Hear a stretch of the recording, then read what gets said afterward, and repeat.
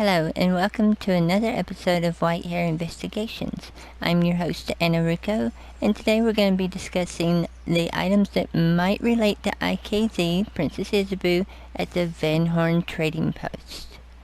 And we're going to go ahead and take a look here. Welcome back.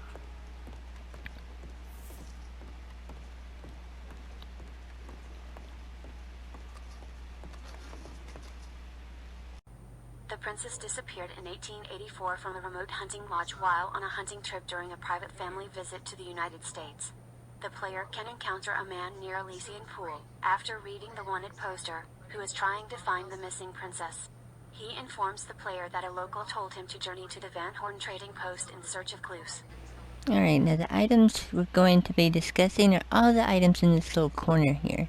Because a lot of people like to focus on just the chests there and the dolls and stuff, but actually a lot of items in this corner date to the correct period and the actual geographic location for Princess Isabeau. So let's take a look at all these items.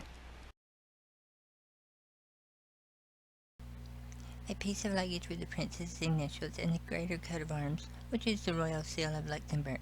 The greater coat of arms has two crowned lions as supporters, the dynastic order, and all surrounded by mantling, crowned with a heraldic royal crown, which is the crown used by the Grand Duke. This seal was used from 1235 to 1972.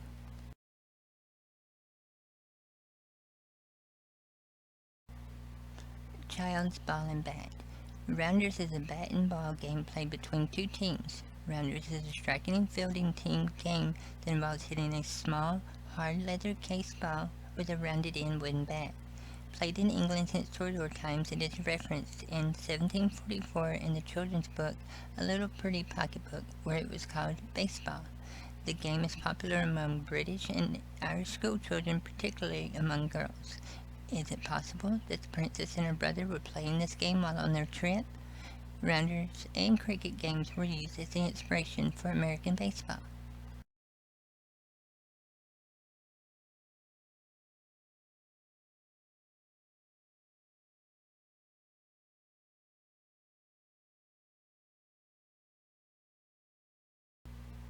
'19th century floor lamp with attached oil lamp and glass globe. I believe this is based on a rare and impressive work of lighting art that was made and marked by the Amsterdam-based foundry Betek and Dijsselink. Established in 1867, lamps of this Amsterdam-based studio and foundry are not only extremely rare, but they are also of excellent quality. This neoclassical revival lady sculpture holding up the water vessel is Dione, the goddess of water.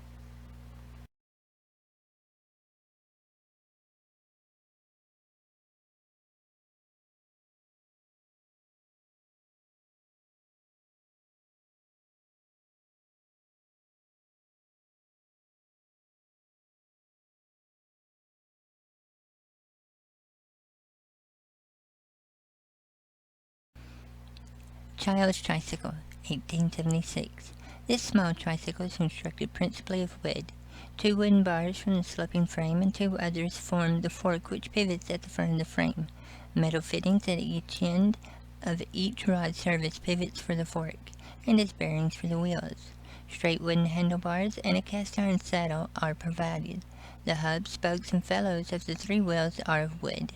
The tires are thin metal rims. Spool-shaped wooden pedals are attached to the crank arms at the front of the wheel. This child's tricycle was patented in 1876 according to the Smithsonian Institute, patent number 171623. It is an exact match to the one found in the game. This is a comptometer, which is an early form of calculator. The first known version was made in 1887.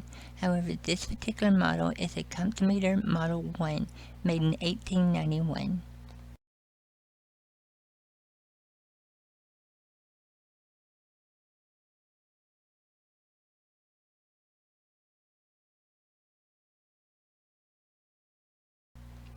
A bronze statue of Venus de Milo with the arms intact.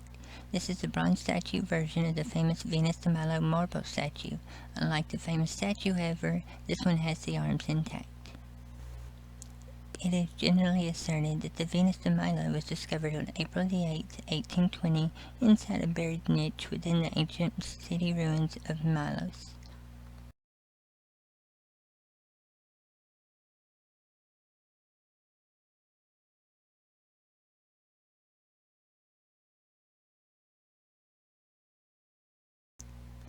Accordion. The accordion is one of several European inventions of the early 19th century.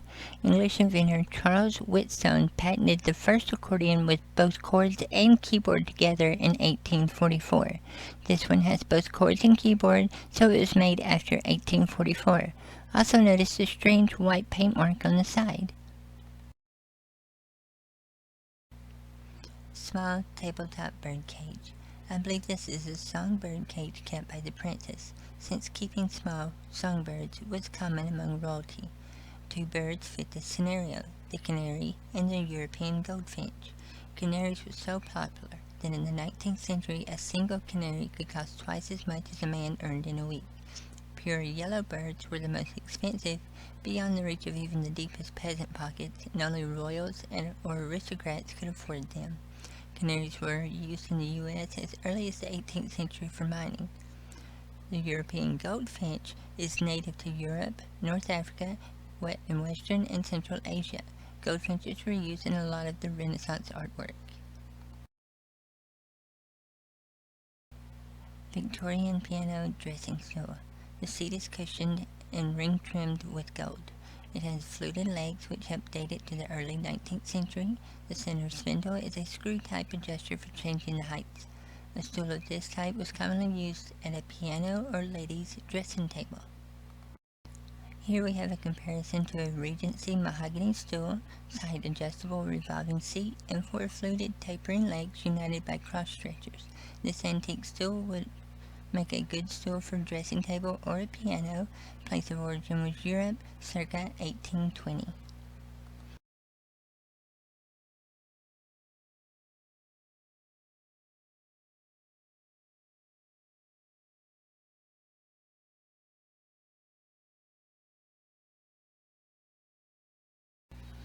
So as you can see, there are several items that could have belonged to IKZ. Some of these items seem to be leading to a different location. The questions are, though, why are these items here in the first place? Was the princess abandoned here and had to sell her belongings to survive? Was she kidnapped and they sold her belongings here? Maybe she was murdered and someone looted her stuff and fenced it here. Could the next step have been here the whole time? Now, I believe she was abandoned here on the docks by her family, and she sold her things. 1, because she needed money to survive, and 2, to hide her identity. But where did she go?